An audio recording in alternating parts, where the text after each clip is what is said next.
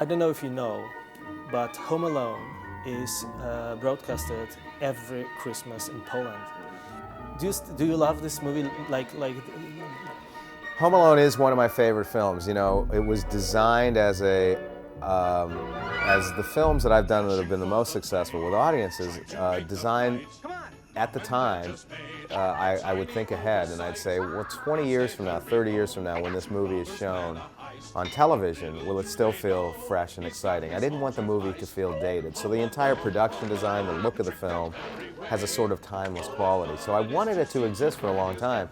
I didn't ever expect it to be as successful as it would be, and I didn't expect it to exist quite so prominently during the holidays. It's shown a lot here as well. It's very touching to me because I do love that film so much, and I love the film because I still laugh when I see parts of it, but I also really respond to the emotion of it.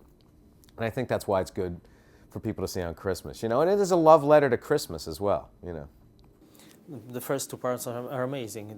With the other one, you went to New York to show the most interesting city in the state. Yeah, I don't prefer the second one, but the second one makes me laugh a little harder because the humor becomes ridiculously absurd. But it's also very touching, you know. I'm very proud of those two films. What was the influence of John Hughes on your writing and on your films?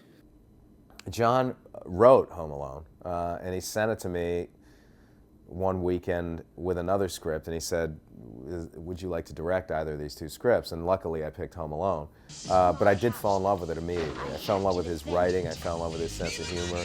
And John stayed out, kind of taught me to stay away from Hollywood. That's why I live in San Francisco. I don't live in Los Angeles, raised my children here.